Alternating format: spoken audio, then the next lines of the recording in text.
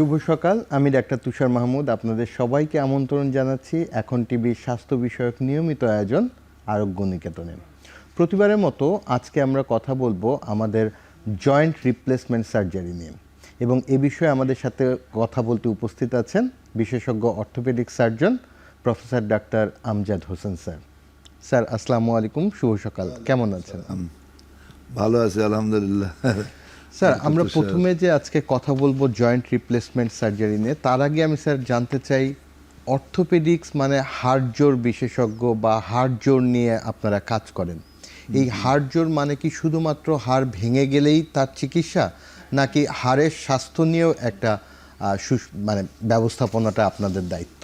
আসলে অর্থোপেডিক্স শব্দটা একটু কেমন যেন অমিল অমিল লাগে না? অন্য জায়গায় যেমন কিডনি বা যেমন মানে কার্ডিওলজিস্ট, মেডিসিন, এই কিন্তু অর্থোপেডিক শব্দটা কেমন যেন আমার কাছেও খটকা খটকা লাগে।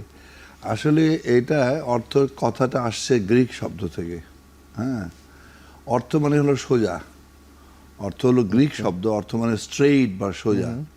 আর পেডি আমরা জানি, পেডি মানে হলো শিশু, মানে পেডিয়াট্রিক। তো এই শিশুদেরকে সোজা রাখার জন্য, শিশুদেরকে ডিফর্মিটি বা শিশুদের যে বিকলাঙ্গতাকে রক্ষা মানে বিকলাঙ্গ থেকে একটা শিশু সুন্দরভাবে বেড়ে ওঠে, সে ভবিষ্যতের তার সমাজ জীবনে, তার রাষ্ট্রকে, তার নিজেকে, তার পরিবারকে সে সাহায্য করতে পারে, সেই উদ্দেশ্যেই কিন্তু এইটা আসছে। প্রথমে এরা শিশুকে নিয়ে ভাবতো যে শিশু যদি বড় হয়, সুস্থ শিশু হয়, একটা শক্ত সামর্থ্য শিশুর জন্ম হয়, বড় বেড়ে ওঠে, তাহলেই সে নিজের এবং দেশের এবং সমাজের এবং বাড়ির পরিবারের সবাইকে সহযোগিতা করতে পারবে। এইখান থেকেই শব্দটি এসছে অর্থোপেডিক্স। এখন এটা শুধুমাত্র যেমন কথাটি ঠিক যে অর্থোপেডিক্স মানে যেমন আমি বললাম, ঠিক তেমনি আমাদের এরা শুধুমাত্র হাড্ডিরই ব্যাপার না, একে বলা হয় মাস্কুলো স্কেলিটাল সিস্টেম। মানে মাস্কুলো মানে হলো মাসেল, স্কেলিটাল মানে হলো হাড়, আর এই পুরো সিস্টেমটাকেই রক্ষণাবেক্ষণ, তাদের ভালো মন্দ রাখা, কি করে ভালো রাখা যাবে, কিভাবে ফিটনেস তা রাখা যাবে। শরীর যে আল্লাহ তাআলা আমাদেরকে যে অবকাঠামোটা দিয়েছে, আমাদের 650টি মাংসপেশি, প্রায় 206টি হাড় এবং প্রায় 300টারও অধিক আমাদের জয়েন্ট আছে। এই যে জোড়াগুলা বা হাড় জোড়াগুলো, এগুলোকে সমস্ত সুস্থ রাখার জন্য ফিটনেসটা খুব গুরুত্বপূর্ণ, শরীরের ফিটনেসটা। এবং যদি ছোটোবেলার থেকে এটাকে মানে ওই সুন্দরভাবে পরিপূর্ণতা রক্ষা করা যায়, যেমন একটা মানুষের গ্রোথ হয় আপ টু 30 পর্যন্ত, 30 বছর পর্যন্ত, 30 বছর পর্যন্ত তার হাড়ে তার মাংসপেশিকে শক্তিশালী করতে হয়। 30 থেকে 40 বছর পর্যন্ত ঠিক আছে, তারপরে কিন্তু ধীরে ধীরে ধীরে তার ভিতরে পরিবর্তন শুরু হয়, ডিজেনারেশনটা শুরু হয়। হ্যাঁ, বিশেষ করে মহিলাদের বেলায় অ্যাবসলিউটলি 40 থেকে 50, যে আগে যেমন জেনারেট করে গেছে, আমি বললাম 30 থেকে 40 পর্যন্ত মোটামুটি ধরে রাখা যায়, কিন্তু 30-40-এর পরে মহিলাদের রিজেনারেশন থেকে এবার শুরু হলো ডিজেনারেশন। মানে আর জেনারেট করবে না, বরঞ্চ কিছুটা হলেও ধীরে ধীরে অবক্ষয় হবে। তো এইখানেই হলো কথাটা ধরে রাখতে হবে। তাহলে 50 পেরিয়ে 60 যখন পেরিয়ে যায়, তখন পুরুষদেরও শুরু হয় সেটা। সুতরাং এইটি খুব মধ্য একটা সময় বা একটা ক্রিটিক্যাল টাইম বলা চলে, যে পুরুষ যারা সমাজের এক সময় প্রচুর সব কিছুতেই তো কন্ট্রোল করতো পুরুষরা, এখনও পুরুষ শাসিত সমাজে আমরা বলি। তো এই সময়টা যদি তারা ভালো না থাকে, তাহলে কেমন যেমন রিটায়ারমেন্টে গেলে মানুষ কিন্তু অবসাদগ্রস্ত হয়ে পড়ে, তার নিজেকে ভালো লাগে না, তার মানে কাজ কামের মধ্যে সমস্ত কিছুর মধ্যে একটা বিচ্ছিন্নতা চলে আসে।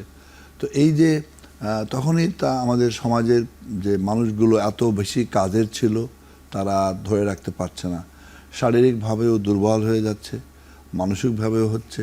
সুতরাং এখানেও ভাবতে হবে যে আমাকে সমাজে, আমি এখনও আমি শেষ হয়ে যাইনি, আমাকে ভালো রাখতে হবে। এবং এই জন্যই ওই যে আবার আসলো অর্থোপেডিক্সের অন্য তো থাকবেই, অন্য রোগ বালাই যা কিছু আছে, অন্য অর্গান আমাদের, কিন্তু আমাদের হাড় মাংসপেশি, সেগুলোকেও সুন্দরভাবে রাখার জন্য পরিপূর্ণ বিধান মতো এগোতে হবে। এবং কখনো ভাবা যাবে না যে আমি শেষ হয়ে গেলাম। এখানে বলা চলে যে একটা কথা আছে, life is movement, movement is life. মানে যতক্ষণ জীবন ততক্ষণ চালিয়ে যেতে হবে এবং তাকে পরিপূর্ণভাবে আমার জীবনটাকে, আমার এই শরীরটাকে ভালো রাখার চেষ্টা। এবং এই যে যেটা চলমান মানে মুভমেন্টে রাখা, মানে যেটা বলছেন স্যার, মানে কোয়ালিটি অফ লাইফ ইনশিওর করার জন্য আপনাদের ভূমিকাটা তো খুব গুরুত্বপূর্ণ। কারণ একজন মানুষ যদি বিছানাগত হয়ে যায় তার চেয়ে বরং কষ্টকর আর কিছু না, আর কিছু নাই। সেজন্য স্যার এই যে আপনি বলছেন যে ডিজেনারেশন শুরু হওয়ার আগে রিজেনারেশন ফেজে যদি একজন মানুষ যথেষ্ট বেশি গুরুত্বের সাথে ব্যায়াম করে নিয়মিত বা তার হেলথের বিষয়ে সচেতন থাকে, তাহলে লেট ফেজে ভালো। ডক্টর তুষার, খুবই এটা ভালো কথা যে তাকে প্রথম মানে শিশু থেকে যখন বেরিয়ে এসে কৈশোরে গেল, কৈশোর থেকে যৌবনে, তখন থেকে ভাবতে হবে ছেলে হোক মেয়ে হোক যে আমাকে শরীরটাকে সুন্দর একটা মানে কাঠামো রাখতে হবে, ধরে রাখতে হবে। এটি তার সারা জীবনের জন্য লাগবে, শেষ দিন পর্যন্ত লাগবে। ওই যে বলা হয়েছে না যে মানে life is movement, movement is life. কখনো ভাবা যাবে না আমি হয়তো বুড়ো হয়ে গেলাম, হয়তো বুড়ি হয়ে গেলাম, আমার আর কিছু হবে না, এইটা ভাবা যাবে না। কিন্তু স্যার এই যে এখনই আমাদের যে আজকের বিষয়টা জয়েন্ট রিপ্লেসমেন্টের বিষয়ে কথা বলবো, এই বিষয়ে আমি জানতে চাই, বিশেষ করে মহিলাদের ক্ষেত্রে তো হাঁটুর ব্যথাটা একটা কমন প্রবলেম। এই সময়ে অনেকেই হয়তো ইনজেকশনের একটা অপশন আছে, অনেকেই শুধুমাত্র ওষুধ একটা অপশন আছে, অনেকের কিছু ব্যায়াম অপশন আছে, একটা বড় অপশন কিন্তু স্যার মানে রিপ্লেসমেন্ট সার্জারি, নি রিপ্লেসমেন্ট। এই বিষয়ে যদি আমাদের ইতিহাস থেকেই শুরু করি, আপনি একদম শুরু থেকে। মূলত এটি মানুষের যখন মানুষের বয়স বৃদ্ধির সঙ্গে সঙ্গে মানুষের আয়ুষ্কালও বেড়ে গেছে এবং এটা আজকে থেকে আমি বলবো যে অনেক আগে, প্রায় 100 বছর 200 বছর থেকে চেষ্টা মানুষের, যখন শিল্প বিপ্লব হয়েছে ইউরোপে, শিল্প বিপ্লবের সময়ই শুরু হয়েছে কিন্তু ব্যাপক পরিবর্তনটা, যে না আরো ভালোভাবে বাঁচতে হবে। সেখান থেকে এই কনসেপ্টটা আসছে যে আমাদেরকে ভালো থাকতে গেলে সে কোনো কারণে আমাদের এই যে হাঁটু আসলো বা কোমর আসলো বা কোমর বা মানে হিপ জয়েন্ট, তো এগুলোকে ভালো রাখতে গেলে আমার মানে চলমান একটা মানুষের বা একটা যে কোনো জিনিসের চলমান রাখতে হবে। তো তাহলে আমাদের যদি খারাপ হয়ে পড়ে, এই যে বলা হলো ডিজেনারেশন হয়েছে বা যে কোনো কারণে নষ্ট হয়ে যাচ্ছে, আর্থ্রাইটিস বলি আমরা, আর্থ্রো কথাটা মানে জয়েন্ট, আইটিস মানে প্রদাহ। তো তাহলে আমাদের এখানে ভালো রাখতে গেলে আমাদেরকে এটা সার্বক্ষণিকভাবে চেষ্টা চালিয়ে যেতে হবে। তো এগুলো ওই শিল্প বিপ্লবের পরে ইউরোপের বা আমেরিকার তখনই শুরু হয়েছে মানুষের মধ্যে ব্যাপকতর পরিবর্তন, যে আমরা মেডিকেল সায়েন্সে কি করে ভালো রাখতে পারি। এখন হিপ জয়েন্ট বা নি জয়েন্টের জন্য তারা অনেক গবেষণা করে দেখেছে যে এগুলোকে ভালো রাখতে গেলে আমাদের পরিবর্তন, জয়েন্টটা তো খুব মসৃণ, আমাদের জয়েন্টগুলো খুবই মসৃণ। তো যদি কোনো কারণে আর্টিকুলার কার্টিলেজ বা নরম হাড় নষ্ট হয়ে যায়, ওকে আর রিপেয়ার করা সম্ভব হয় না। তখন ওকে যে ওইটাকে সরিয়ে দিয়ে ওখানে অন্য কিছু বসানো যায় কিনা, যেমন কিডনি ট্রান্সপ্লান্টেশন হচ্ছে, অন্য কিডনি এনে বসাতে আরেকজনের, হার্ট ট্রান্সপ্লান্টেশন হচ্ছে, আরেকজনের হার্ট এনে বসাতে হচ্ছে, লিভার ট্রান্সপ্লান্টেশন অন্য একজনের লিভার এনে বসাতে হচ্ছে। লাকিলি আল্লাহ মেহরবানি যে আমাদের শরীরে এটা যেন মানে এমন ভালো ভালো মেটাল, উন্নত মানের, অত্যন্ত উন্নত মানের মেটাল, টাইটেনিয়াম, তারপরে হলো মলিবডিনাম বা এই ধরনের কোবাল্টক্রম, বিভিন্ন রকমের সিরামিক, এই সব অত্যাধুনিক, যেগুলো অত্যন্ত লং লাস্টিং কিন্তু ওয়েটও কম, কিন্তু অনেক ভালো বডির সঙ্গে ম্যাচ করে যায়। এগুলো তারা মেটালার্জি ডিপার্টমেন্টে বহু দিন ধরে গবেষণা করে বের করেছে এবং সবচেয়ে সাকসেসফুল হয়েছে 1950-এর দশকে স্যার জন চার্লি, এই ব্রিটেনের, যাকে স্যার উপাধি দেওয়া হয়, নাইটহুড দেওয়া হয়েছিল ওই কাজের জন্য। উনি একাগ্র চিত্তে উনি অক্সফোর্ড ইউনিভার্সিটি, ক্যামব্রিজ ইউনিভার্সিটি, আরও বিভিন্ন বিশ্ববিদ্যালয়ের কেমিস্টদের সঙ্গে বসে, মেটালার্জি ডিপার্টমেন্টে বসে কী করে সিমেন্ট মানে তৈরি করা যায়, জার্মানি পর্যন্ত গেছে, যদিও তাদের জার্মানি ছিল এনিমি, কিন্তু জার্মানিতে দাঁতের ডাক্তারের সঙ্গে কথা বলেছে, তোমরা এই সিমেন্টটা কি করে দাঁতের মধ্যে থাকতেছে, এইটার আসলে এর কেমিস্ট্রি কি, সেটা নিয়ে সে ক্যামব্রিজে বসে বহু গবেষণা করেছে গবেষকদের নিয়ে, তারপরে ওই সিমেন্ট বসিয়ে নিয়ে আসছে। সে যে আজকে যে প্লাস্টিক, যেটা আমরা প্লাস্টিক ব্যবহার করি, এই যে প্লাস্টিকের ব্যাগ, প্লাস্টিকের বটল, এগুলোর উপরে গবেষণা করে ওইখানে পলিইথাইলিন নামে সবচেয়ে অত্যাধুনিক একটা প্লাস্টিক বের করেছে, যে প্লাস্টিকটা মানে মিলিয়নস পাউন্ড প্রেশার দিলেও কিছু হয় না। তো এইভাবে এই ভদ্রলোক অত্যন্ত একনিষ্ঠতার সাথে কাজ করে সে মোটামুটি 1950-এর দশকে 60-এর দশকে সাকসেসফুল হয়েছে, এবং এমন হিপ রিপ্লেসমেন্ট সে করেছে, হিপ প্রতিস্থাপন, কোমর প্রতিস্থাপন, যে আমেরিকা থেকে মানুষ প্লেনে চড়ে, চার্টার্ড প্লেন করে আসা শুরু হলো তার সেন্টার রাইটিংটন, যেটা মানে লন্ডনের বাইরে, শহরের বাইরে একটু, ওইখানে মানুষের মানে ভিড় শুরু হলো, যে মানুষ তখন আরাম পাচ্ছিল। অপারেশনের পর একটা মানুষ তার পরের দিনে হেঁটে বেড়াচ্ছে, তার পরের দিনে সে কাজ করতে পারছে, এইভাবে শুরু হলো।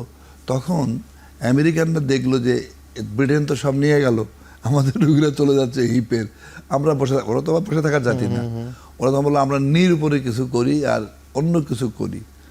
যেমন আমি বললাম সিমেন্ট নিয়ে এইবারটা কাজ করলো হলো জন চার্লি, আর আমেরিকান শুরু করলো যে আমরা নিয়ে করি, ডিজাইন তৈরি করি, কন্ডাইলার বলা হলো, যে নিটা লুকস লাইক এ হবে, একেবারে নির মতোই দেখতে হবে, হাঁটুর মতোই দেখতে হবে, ওইভাবে একটা জিনিস আমরা তৈরি করি।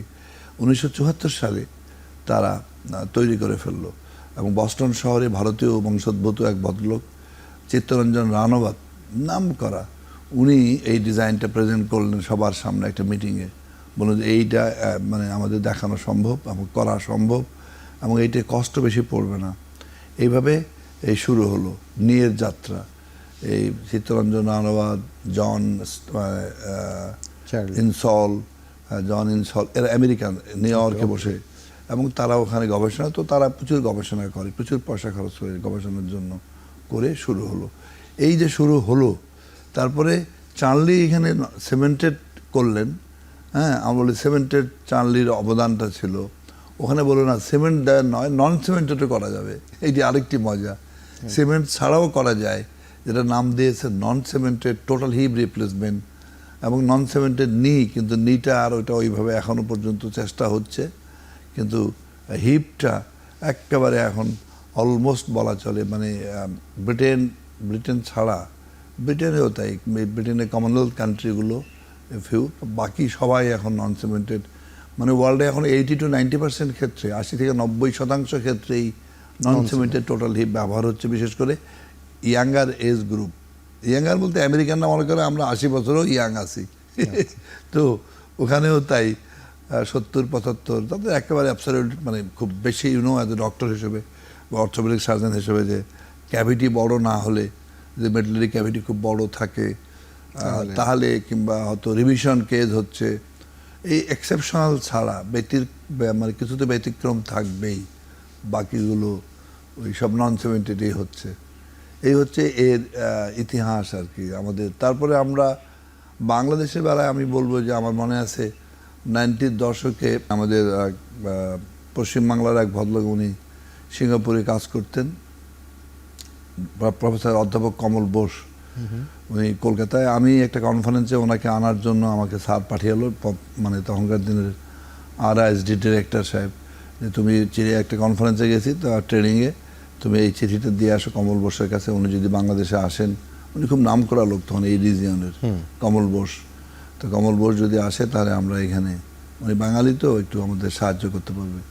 কমল বোস 94-এ আমাদের কনফারেন্সে এসে বললেন এই কথাগুলো এক্স্যাক্টলি আমি যা বললাম, দেখো আমাদের এই রিজিয়নে, আমাদের এই বাংলাতেও ইভেন আমাদের লোকরা কিন্তু একসময় হিপ নি করতে হবে, তো তোমাদেরকে এখনই শুরু করো এবং স্টার্ট ইট নাও, তাহলে তোমরা ধীরে ধীরে অনেক সময় লাগে, এটা তো একদিনে হবে না, তোমাকে ওই যন্ত্রপাতিগুলো আসতে হবে, সেট আপ লাগবে, অপারেশন থিয়েটার লাগবে, অপারেশন রুম লাগবে, টিম তৈরি করতে হবে, পাইপলাইনে জিনিসপত্র আনতে হবে, কিন্তু যদি শুরু না করো, ওইটা কথা আছে না, শুরুতেই কিন্তু হয়ে গেল, মানে শুরুটাই 50 ভাগ কাজ হয়ে গেল। তো এটি আমি বলবো যে আমার খুব স্ট্রাইক করেছিল, যে কথা তো ঠিকই, আমাদের লোকরা নিচে বসে প্রেয়ার করে, তো এরা পারবে না এক সময়, এখন যুগ বদলে যাচ্ছে, এই শুরু হলো। খুব সুন্দর মানে স্যার গল্পের মতো করে ইতিহাসটা জানতেছিলাম, একদম মেডিকেল একটা মানে জার্নি। আমরা নিব ছোট্ট একটি বিরতির পর এসে আমরা শুরু করবো আবার এখান থেকে।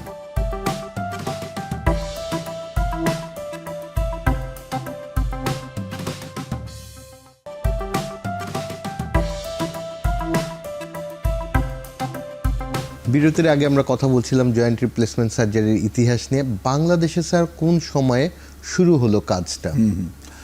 বাংলাদেশে 80-র দশকে, কথা মনে রাখতে হবে বাংলাদেশের স্বাধীনতার পরেই যুদ্ধাহত এবং মুক্তিযোদ্ধা এবং অন্যান্য হাজার হাজার মানুষ, লক্ষ লক্ষ মানুষ তখন যুদ্ধের ফলাফলে আহত নিহত হয়েছে। বিশেষ করে আহতদের চিকিৎসার জন্য তখনকার দিনে দিদান গভর্নমেন্ট ডক্টর গাস্টকে বাংলাদেশে নিয়ে আসেন। ডক্টর গাস্ট হচ্ছে এমন এক ব্যক্তি যিনি অর্থোপেডিক সার্জন, এবং উনি 72 সালে আসেন।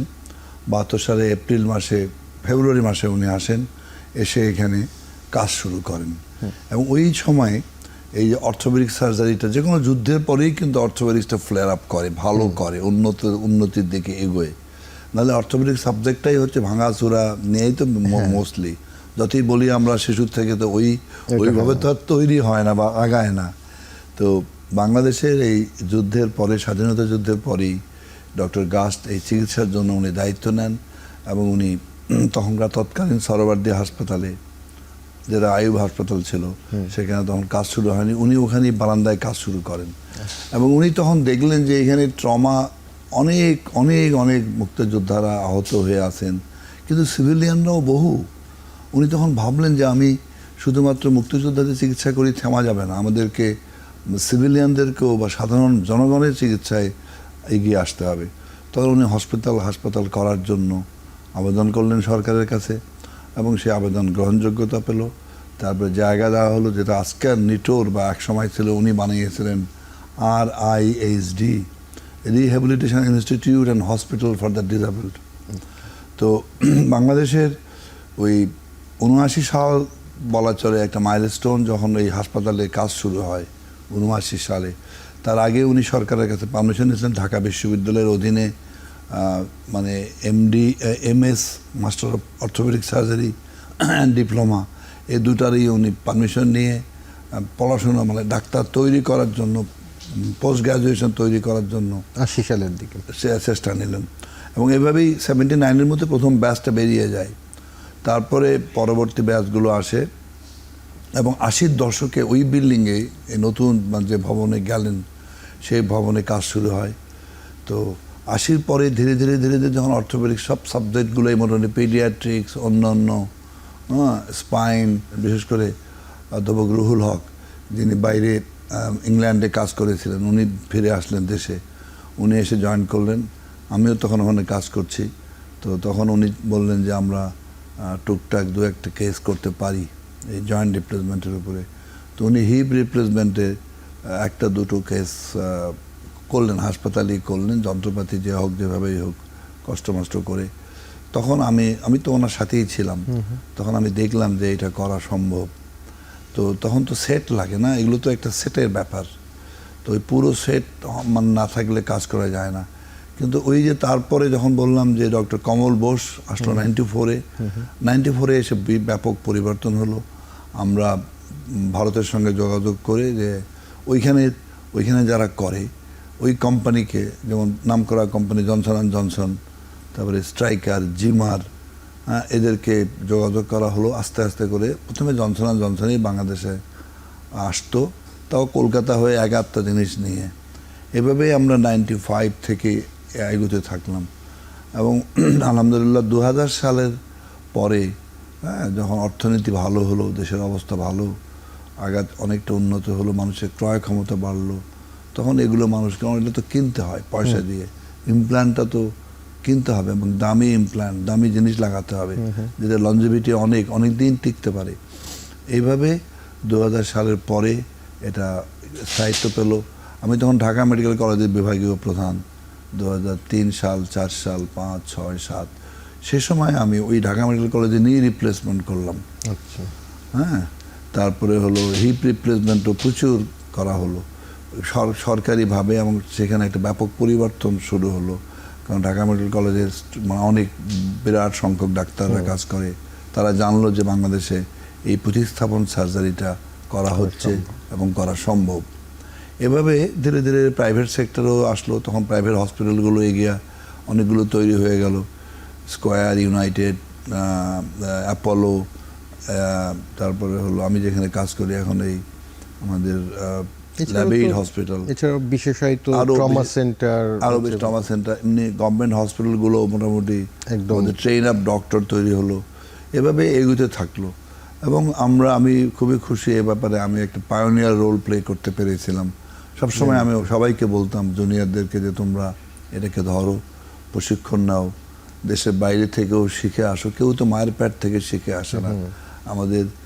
আমরা আরেকজনের কাছে শিখতেছি, আজকে আমেরিকায় কি হচ্ছে সেটাই তো আমরা ফলো করছি, তাই না? এই প্রযুক্তি আমাদের ধরতে হবে, প্রযুক্তিতে পিছিয়ে থাকলে হবে না, তাহলে মানুষ এবং আমরা তো স্যার এখনকার যদি অবস্থা বলি যে এই জয়েন্ট রিপ্লেসমেন্ট সার্জারিতে বাংলাদেশের অবস্থা কীরকম, কারণ এর বিষয় নিয়ে অনেকেই দেশের বাইরে চলে যায় হিপ রিপ্লেসমেন্ট বা নি রিপ্লেসমেন্ট সার্জারি করানোর জন্য, বা অনেক সময় হাঁটুর লিগামেন্ট ইনজুরির জন্যও দেশের বাইরে যেত কিছুদিন আগেও। এখন কিন্তু মানে দেশের এই পরিস্থিতিটা অনেকখানি পরিবর্তন, কারণ হচ্ছে অপারেশনের যথেষ্টটুকু আপগ্রেডেশন হয়েছে আমাদের দেশে। এটার পিছনে বড় কারণ হলো মানুষের আয় উন্নতির বাড়ার সঙ্গে সঙ্গে মানুষ ইনভেস্টমেন্টও করেছে। এই যে বড় বড় হসপিটাল তৈরি করেছে, ক্লিনিক তৈরি করেছে, বলা হয় যে 60% মানুষ প্রাইভেট হসপিটালে প্রাইভেট চিকিৎসা নিচ্ছে, আর 40% মানুষ সরকারি হাসপাতালে চিকিৎসা নিচ্ছে। এই যে প্রাইভেটাইজেশনটাও কিন্তু গুরুত্বপূর্ণ। আজকে দেখা যাবে যে সব উন্নত দেশগুলো ওরা কিন্তু প্রাইভেট সেক্টরটাকেই, এমনকি ভারতে যারা যায় চিকিৎসা নিতে বা ব্যাংককে যাচ্ছে, সিঙ্গাপুরে যাচ্ছে, মাউন্ট এলিজাবেথ কি private hospital, Bangkok hospital private hospital, বম্বুরগাঁও হসপিটাল প্রাইভেট হসপিটাল, সমস্ত প্রাইভেট সেক্টরটাই হচ্ছে যেটা সম্ভব সুন্দরভাবে গড়ে তোলা এবং মানুষের স্যাটিসফ্যাকশন অনুযায়ী চিকিৎসা দেওয়া। বাংলাদেশেরও আমি বলবো, এই যে আমি কতগুলো হাসপাতালের নাম বললাম, দেশে ঢাকায়, ঢাকার বাইরে, এমনকি ভালো ভালো সুন্দর সুন্দর ক্লিনিকও তৈরি হয়েছে আমাদের কোনো কোনো শহরেও গড়ে উঠছে।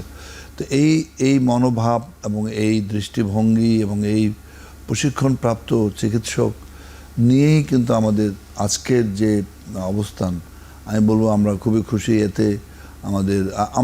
আমি বলবো যে আমি সেই 95 সাল থেকে একটা না কাজ করে যাচ্ছি এই সাবজেক্টের উপরে, এবং প্রায় এখন 6000-এর মতো অপারেশন আমার হয়েছে, রেকর্ড করে আমি প্রথম থেকেই যে কেসগুলো করেছি সে রেকর্ডকৃত। আমার 30 বছরের ফলো আপও আছে, 95 সালে করা হয়েছে, সেই রুগী এখনও বেঁচে আছেন আলহামদুলিল্লাহ, 100 বছর তার বয়স, এবং সে টেলিফোন করলে তাহলে ভালো আছি গো আমি।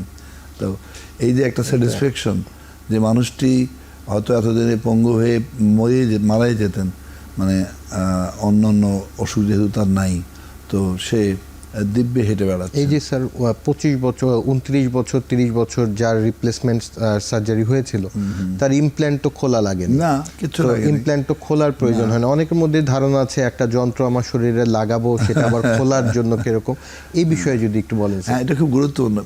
ব্যাপারটা হচ্ছে যে এটা তো যেমন আমি ওটা বলি সিমেন্টেড, যখন কথা উঠলো যে সিমেন্টেড নন সিমেন্টেড নিয়ে কন্ট্রোভার্সি হয়, সিমেন্টেড করলে তো ওটা খোলা যাবে না, দিস অ্যান্ড দ্যাট, তারপরে ওটাকে কতদিন টিকবে, নন সিমেন্টেডে বেশি টিকবে।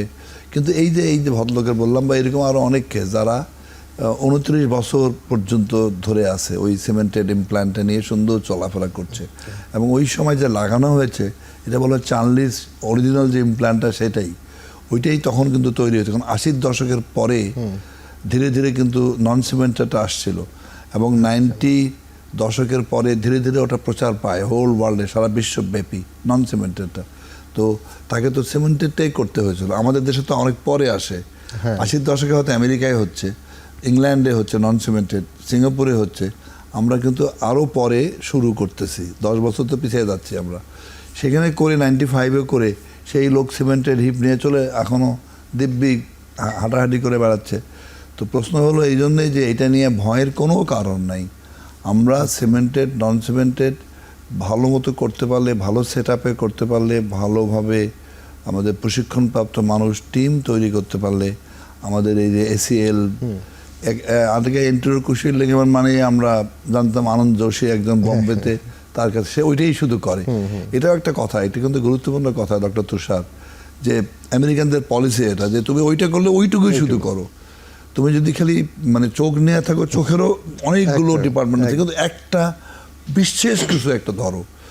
জয়েন্ট রিপ্লেসমেন্ট মানে তুমি খালি হিপ আর নি, বা একটু খালি হিপে করো, কিংবা তুমি শুধু নি করো, যেটা আমাদের ডক্টর আলী করেন, মোস্তফা আলী, সে তো নি করেন।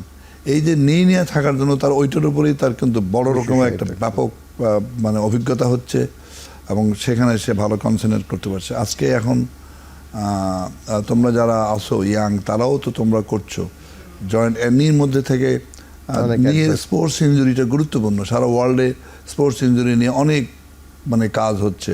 সেখানে আমাদের জয়েন্টের লিগামেন্টগুলো ছেড়ে যাচ্ছে, সেগুলোকে রিকনস্ট্রাকশন করা, সেগুলোকে সুন্দরভাবে আবার লাগিয়ে এই মানুষটাকে, ইয়াং যে লোকটাকে আবারও কাজে ফিরিয়ে দেওয়া, এটি কিন্তু একটা বৈপ্লবিক পরিবর্তন। আরও মজা হলো যে আর্থ্রোস্কোপিক্যালি, মানে আর্থ্রো মানে স্কোপি, মানে ফুটা করে ক্যামেরা ঢুকিয়ে তারপরে ওটাকে দেখিয়ে, মানে কাটা ছেঁড়া ছাড়াই এখন অপারেশন করা যাচ্ছে। মানে আমি বলবো যে এটা এপক মেকিং একটা ঐতিহাসিক ঘটনা, তাই না? খুবই গুরুত্বপূর্ণ স্যার। জয়েন্ট রিপ্লেসমেন্ট নিয়ে আমরা আরো বিষয় নিয়ে কথা বলবো, নিব ছোট্ট একটি বিরতি।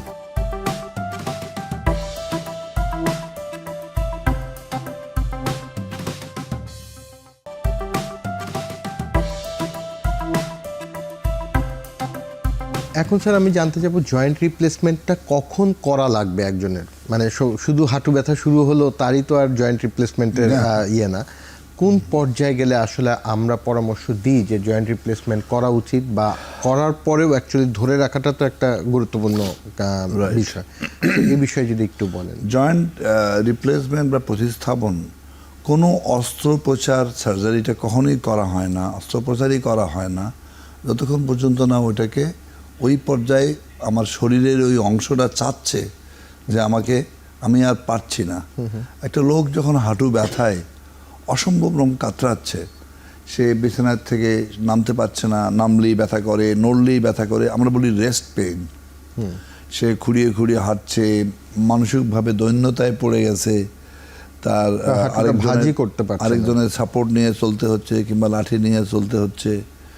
তো তার চেয়ে বড় কথা হলো তাকে ওষুধ খেয়ে, আর নানান রকমের আমাদের তো সবাই চেষ্টা করে, এইটা করি ওটা করি, ইঞ্জেকশন দেই, তারপরে নানান রকমের পিআরপি, এটা সেটা, স্টেম সেল, পিআরপি, এগুলো কিন্তু একটাও প্রমাণিত হয়নি যে এরা ওই পর্যায়ে গেছে। কারণ আমি তো ওয়ার্ল্ডের টপমোস্ট সব খবরই রাখি, আমেরিকান একাডেমি মিটিংয়ে আমি যাই, সেখানে এটা নিয়ে প্রচুর আলোচনা হয়েছে। তো তারা লাস্ট পর্যন্ত বলেছে যে স্টেম সেলের একটা ভবিষ্যৎ আছে। স্টেম সেলের কেন ভবিষ্যৎ আছে সেটাও বলি। ওই যে কার্টিলেজ তোমরা যেমন আর্থ্রোস্কোপি করে মানে ওপেন করি আমরা জয়েন্টকে দেখতেছি, হ্যাঁ, তো আর্থ্রোস্কোপি করে যখন কার্টিলেজটাকে দেখতেছি তো ওই জায়গাটা ড্যামেজ হয়েছে, একটা ধাক্কা খেয়ে বা তার মানে ডিজেনারেশন হচ্ছে বয়সের কারণে।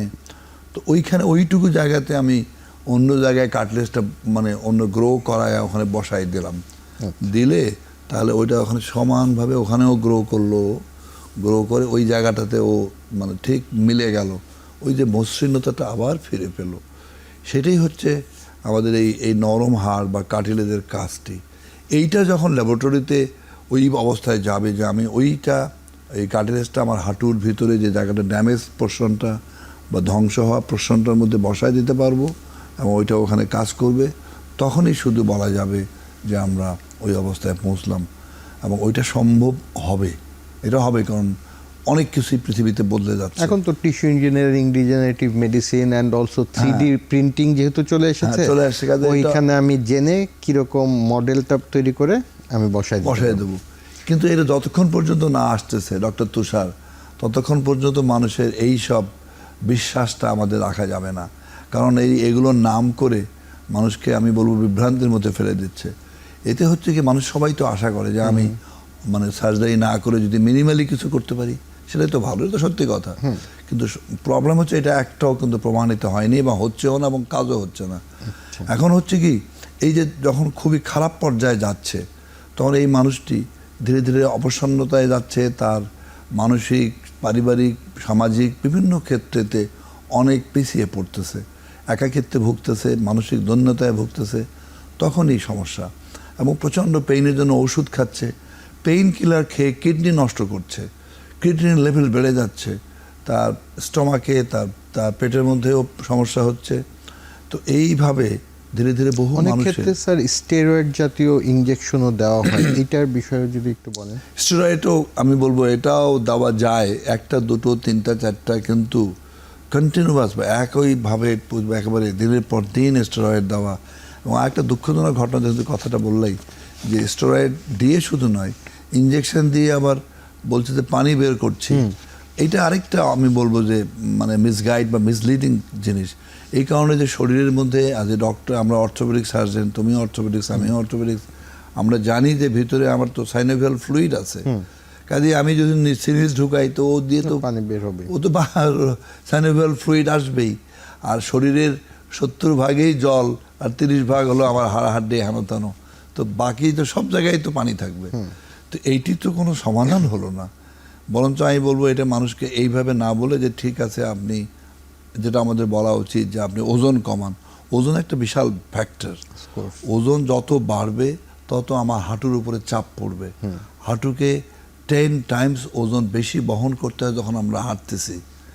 গেইট আমাদের মানে on the ground and of the ground, on the ground of the ground তো আমরা হাঁটছি, তাই না? এই যে অন দ্য গ্রাউন্ডে আমার 10 টাইমস থ্রাস্ট পড়তেছে হাঁটুর উপরে, তখনই হাঁটু কিন্তু ইউ আর ড্যামেজিং।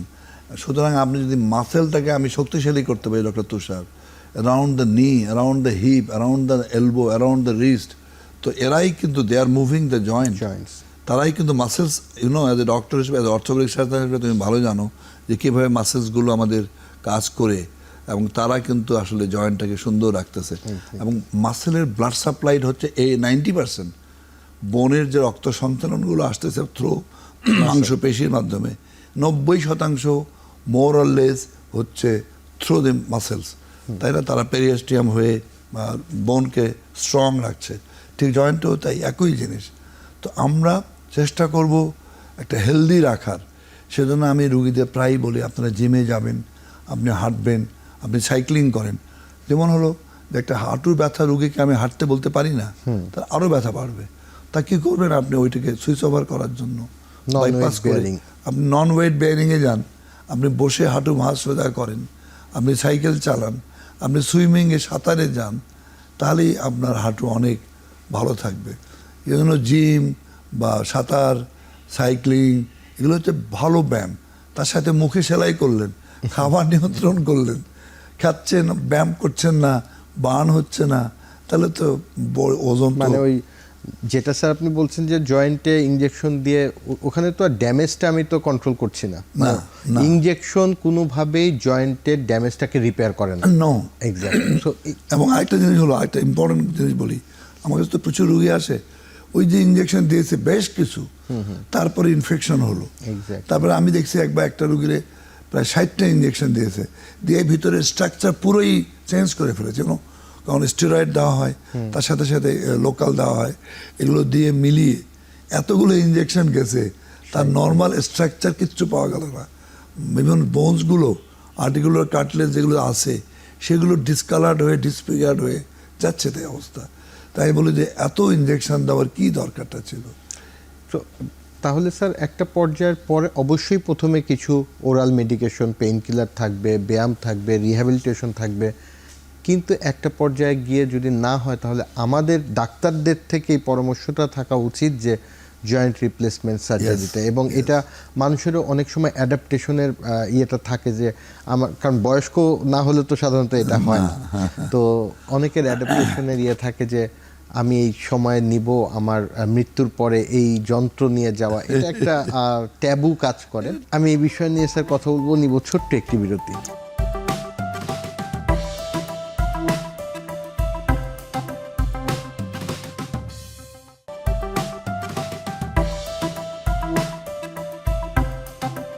স্যার আমরা কথা বলছিলাম যে বিভিন্ন রকম মানসিকতা বা এই জয়েন্ট রিপ্লেসমেন্ট নিয়ে অনেকে ট্যাবু কাজ করে, অনেক সময় অনেকে নিতে চায় না, ভয় একটা কাজ যে এটা প্রতিস্থাপন মানে কিডনি রিপ্লেসমেন্টের মতো বড় সার্জারি কিনা। এই বিষয়ে যদি একটু বলেন সহজে যে এটা কতটুকু কিরকম সার্জারি? আসলে তুষার, ব্যাপারটা হচ্ছে যে এটা তো কিডনির মতো অত ব্যাপক ধর্মী কিছু না, কিংবা হার্ট ট্রান্সপ্লান্টের মতো, যেটি 1967 সালে যে হসপিটালে করেছিল, আমি দেখে আসছিলাম কেপ টাউনে, Christiaan Barnard, doctor Christiaan Barnard. তো মানে আমার এগুলোর প্রতি খুব ফ্যাসিনেশন আর কি, ইতিহাসের মেডিকেল প্রতি। হিস্ট্রি। সে 1967 সালে কেপ টাউনের মতো জায়গায় সাউথ আফ্রিকাতে বসে আমেরিকাকে বিট দিয়ে ট্রান্সপ্লান্ট করে ফেলছিল মানে হার্টকে। আরেকজনের হার্ট, একটা মেয়ে অ্যাক্সিডেন্ট করেছে, তার মাকে বলল আপনার মেয়ের তো ব্রেন ডেথ হয়েছে, তো আপনার মেয়ের হার্টটাকে আপনি দেন, ও তো এমনি মারা যাবে, ওই হার্টটা যদি আরেকজনকে আমি বাঁচাইতে পারি আমরা। তখনকার দিনে চিন্তা করা যেত না। তো সে দারুণ একটা এই ঘটনা। তারপরে ওই হার্ট নেয় একটা টিম, তার আপন ভাইও ডাক্তার ছিল, সার্জন ছিল, সে তো ওই হার্টটা নেয়, আর সে 10 ঘন্টা ধরে হার্টটা ওইটা বের করা হয় একটা বডি থেকে। আর এই যে একদম ভদ্রলোক আরেকজন, যার হার্ট ড্যামেজ হয়ে গেছে, একদম নাই, সে কোনোভাবে টিকে আছে ঠিক করে, তার ওখানে তারকে আবার তার হাতটা ফেলে দিয়ে ওই হাতটা আইনে বসানো হলো। তো এটা ওয়াজ রিয়েলি একটা, আমি বলবো, ফ্যাসিনেটিং হিস্ট্রি। মানে ঘটনা শুনলে রোমাঞ্চকর ঘটনা। সারা রাত ব্যাপী অপারেশন হচ্ছে, সন্ধ্যায় শুরু হয়েছে, দুটো টিম দুই মানে অপারেশন রুমে কাজ করছে, সারা হাসপাতাল ডক্টর কি জানি কি হয়। পরের দিন সকাল 10টার সময় দেখা গেল ওই রুগী বেঁচে আছে, এবং মাশাআল্লাহ তাকে পোস্ট অপারেটিভ ওয়ার্ডে, আইসিইউ ওয়ার্ডে ট্রান্সফার করলো। তো দ্যাট ওয়াজ ইন 1967, 60-র দশকে। এবং এটার পরে সে যে ট্রেনিং নিয়েছিল আমেরিকান যে ডাক্তারের কাছে, সে তাকে বলেছিল, এই বেটা তুই এটা করে ফেললি, আমার কাছে ট্রেনিং নিয়ে আমি করতে পারলাম না। তো আমার খুব মানে অদ্ভুত লাগে, এক্সাইটমেন্টের মধ্যে পড়ে যাই। তো এনিওয়ে, তো আজকের আমাদের যে ট্রান্সপ্লান্টেশনগুলো হচ্ছে, আমরা লাকি যে আমাদের এটা মেটাল, এত উন্নত মানের মেটাল, যেগুলো অত্যন্ত লাইট, অত্যন্ত মানে একেবারে সুন্দর এই মানে ইমপ্ল্যান্টগুলো, যেগুলো সেই স্পেস ক্রাফট বা অনেক উন্নত জায়গায় ব্যবহার করা হয়, অত্যন্ত লাইট, এবং এগুলো লঞ্জিভিটি অনেক দিন টিকতে পারে। এবং অপারেশনটার ব্যাপারটা, যে প্রশ্নটা হলো যে অপারেশনটা তো আমরা যেয়ে দেওয়া হয় না, জেনারেল অ্যানেস্থেসিয়া দেওয়া হয় না। অন্য অপারেশন যেমন 10 ঘন্টা 12 ঘন্টা, ওই যে বললাম না হার্ট ট্রান্সপ্লান্টেশন, ও তো 23 ঘন্টার অপারেশন, 23 ঘন্টা 20 ঘন্টা 18 ঘন্টা চলতেছে, দুটো টিম কাজ করছে। কিডনি ট্রান্সপ্লান্টও তাই, লিভার ট্রান্সপ্লান্টও তো অলমোস্ট 25 ঘন্টা পর্যন্ত বা 20 ঘন্টা পর্যন্ত একটানা চলতেছে। একজনের নেওয়া হচ্ছে, একটা ডোনারের তার লিভারটা নেওয়া হচ্ছে, আরেকজনকে তৈরি করা হচ্ছে, তার ওই লিভারটা ফেলে দিয়ে ওইখানে ওই লিভারটাকে কৃত্রিম না, অরিজিনাল আরেকজনের লিভার, আরেকজন শরীর থেকে লিভারটা নেওয়া হচ্ছে। আমি এটা দেখছি ল্যাবেরিও লিভার ট্রান্সপ্লান্ট। এখানেই মানে কোশ্চেনটা এরকম যে আমি যে জয়েন্ট রিপ্লেসমেন্ট করব, আমার শরীর এটাকে গ্রহণ করার বিষয়ে জটিলতাটা থাকে, যেটা কিডনি বা লিভার ট্রান্সপ্লান্টের ক্ষেত্রে হয়। এই যে স্যার পোস্ট অপারেটিভ, এইটা নিয়ে অনেকের ভয় যে আমার জয়েন্ট রিপ্লেসমেন্ট পরে আমি পারবো কিনা হাঁটতে, বা কতদিন লাগবে, যেটা বলছেন স্যার পরের দিনই হেঁটে চলে যায়। এটি খুব মজার, কারণ হলো আমাদের জয়েন্ট রিপ্লেসমেন্টের পরে আমাদের তো কোনো মানে অ্যানেস্থেসিয়া তো আমরা জিয়ে দিচ্ছি না। মূলত যদি কেউ না চায়, অনেকে বলে যে দেখেন আমি এই ঠুকঠাক শব্দ শুনতে চাই না, আমি অপারেশন থিয়েটারে নিরিবিলিতে ঘুমাতে চাই, সুন্দর করে ঘুমাবো। আপনি যা পারেন আপনার টিম নিয়ে কাজ করে দিলেন, আমি বের হয়ে পোস্ট অপারেটিভ ওয়ার্ডে যে আমার জ্ঞান ফিরলেই হলো, আলহামদুলিল্লাহ। তো আমার তো জ্ঞান ফেরে না, কারণ আমাদের তো ফেরাতে হয় না, উনি ঠিকই হয়তো একটু ঘুমায় দেওয়া হয়। আদারওয়াইজ সব রোগীরাই তো আমরা স্পাইনাল অ্যানেস্থেসিয়া দিই, এপিডুরাল সাথে থাকলে সেই এপিডুরালের মাধ্যমে, ওই টিউবের মাধ্যমে কিছু অ্যানেস্থেটিক এজেন্ট ঢুকাই দিলে পেইনটা কম থাকে। আর বললাম যে ইমপ্ল্যান্ট, তো বললামই যে ইমপ্ল্যান্ট মানে এটা খুবই ছোট্ট একটা বসিয়ে দেওয়া হয়, যেটা তৈরি করা হয়েছে অত্যন্ত উন্নত মানের, অনেক গবেষণার পরে, অনেক গবেষণা। এগুলো মানুষের উপর ব্যবহার করার আগে মানে বিভিন্ন জন্তুর উপরও ব্যবহার করা হয়েছে। তারপরে ধীরে ধীরে এটাকে বিভিন্ন ল্যাবরেটরিতে দুনিয়ার সেরা মানে পরীক্ষাগারে পরীক্ষা করে, যেহেতু মানুষের উপর ব্যবহার করা হবে, তো তারপরে ব্যবহার করা হচ্ছে। তারপরে অত 90 ঘন্টার মধ্যে সে হাঁটা শুরু করলো, এবং সে ধীরে ধীরে তার মানে নিজের উপর আস্থা ফিরে পেল যে না, আমি আপনার জয়েন্ট, আমার হাঁটু ঠিক আছে, আমার কোমর ঠিক আছে, আমি হাঁটতে পারতেছি। একটু ব্যথা থাকবে কাটা জায়গায়, আর আমি বলে যে ডাক্তার সাহেব ভিতরে কেমন জন্য একটা, তো আমি বুঝাই দিই যে একটা নতুন একটা জায়গায়, নতুন একটা আবহাওয়ায় একটা জিনিস বসিয়ে দেওয়া হয়েছে। একটা নতুন বউ যদি ঘরে আসে, নতুন ঘরে, তাহলে তো একটা অ্যাডজাস্ট করতে সময় লাগে, এই যে কদিন লাগে একটা অ্যাডজাস্ট করতে। কিন্তু আপনি যদি সাহস করেন যে না, এটা কোনো অসুবিধা নাই, আমি হাঁটতে পারছি, আমি বসতে পারতেছি, আমি চলতে পারছি, আমি পুরো ভার দিতে পারতেছি, তো এটাই তো সবচেয়ে বড় পাওনা। আর শরীরের ব্যথা বেদনা থাকবে না এমনটি তো হবে না। রক্ত মাংসের শরীর, ব্যথা কোথাও না কোথাও, অপারেশন করলেও তো আপনার তো পুরো হাঁটু রয়ে গেছে কিংবা হিপ রয়ে গেছে, ওইখানে শুধু আমরা হয়তো হাড়ের ভিতরে কিছু একটা বসিয়ে দিয়ে আসছি, কিন্তু বাকি তো ব্যথা বেদনা জিনিস তো রয়ে গেছে। কাজে এটাকে ওইভাবে গুরুত্ব দেওয়ার দরকার নেই। আমি স্যার আপনার মাধ্যমেই এখন জানাতে চাই যে 30 বছর আগের থেকে আপনারা জয়েন্ট রিপ্লেসমেন্ট করছেন, বাংলাদেশ এই জয়েন্ট রিপ্লেসমেন্ট সার্জারির জন্য কতটুকু প্রস্তুত এখন, এবং একজন যদি চায় দেশের বাইরে না গিয়ে বাংলাদেশের অপারেশনটা করতে, তার সুযোগ সুবিধাটা যথেষ্ট আছে কিনা, বা বাইরে অনেক অ্যাডভান্স, যেটা বলেছিলেন যে 1900 শতকে মানে 80 শতকে হয়তো একটা টেকনোলজি আসতে 10 বছর সময় লেগে যেত, এখন কিন্তু তথ্য প্রযুক্তির জন্য গতকালকে যেটা আবিষ্কার হবে হয়তো 2 মাসের মধ্যে বাংলাদেশে সেটা অ্যাভেলেবল করা সম্ভব। এই জন্য এই পর্যায়ে বাংলাদেশ কতটুকু পিছিয়ে আছে বা পর্যাপ্ত আছে কিনা যদি একটু বলেন। ডক্টর তুষার ঠিকই প্রশ্নটা করেছো। এটি আমরা তো আমাদের কিছু সময় লেগেছে, কিন্তু আমি বলবো না যে এখন আর, মানে যেহেতু তথ্য প্রযুক্তির যুগ, কাজে এখন আর ওটা লাগে না প্রথমত। দ্বিতীয় কথা হলো যে আমাদের যে কোনো জিনিসেই তো ভালো জিনিস নিতে গেলে তো কিছু টেকসই পয়সাও লাগে, তো আমাদের বাইরে থেকে তো এটা ইম্পোর্ট করতে হয়, তাই না?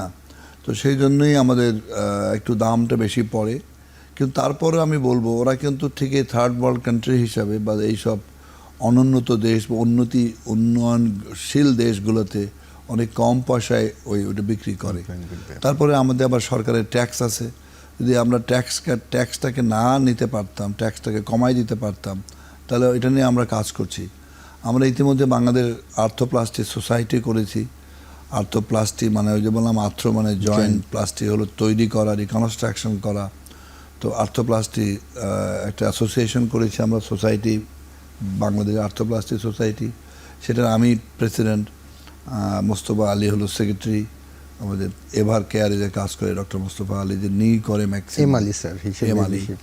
তো আমরা একটা বড় টিম তৈরি করেছি আমরা, আলহামদুলিল্লাহ। আমরা এখানে ঢাকায় গত নভেম্বরের শেষে আমরা বড় একটা কনফারেন্স করেছি, খুবই বড় কনফারেন্স, বাইরের থেকে 7-8 ইন্টারন্যাশনাল ফ্যাকাল্টিও নিয়ে এসেছিলাম। আমরা সামনের সপ্তাহে চিটাগংয়ে যাচ্ছি, একদিন সারাদিন আমরা আলোচনা করব। ওই আমরা রিজিয়ন ভাগ করে, চিটাগংয়ে বা বরিশালে, সিলেটে, রাজশাহীতে, এভাবে আমরা রিজিয়ন ভাগ করে করে আমরা যাচ্ছি, যাতে করে অ্যাওয়ারনেস ক্রিয়েট করা যায়। এবং আমরা এই কথাগুলোই বলবার জন্য যে আমাদের চিকিৎসক সমাজের মধ্যেও যে আমাদের বাইরে যাওয়ার দরকার নেই, এই যে প্রযুক্তি বাইরে হচ্ছে সেই একই জিনিস আমরা ব্যবহার করতে পারছি। আমরা ট্যাক্সটাকে একটু ওয়েব করতে পারতাম, তাহলে হয়তো আরও দামটা কমাতে সম্ভব হতো।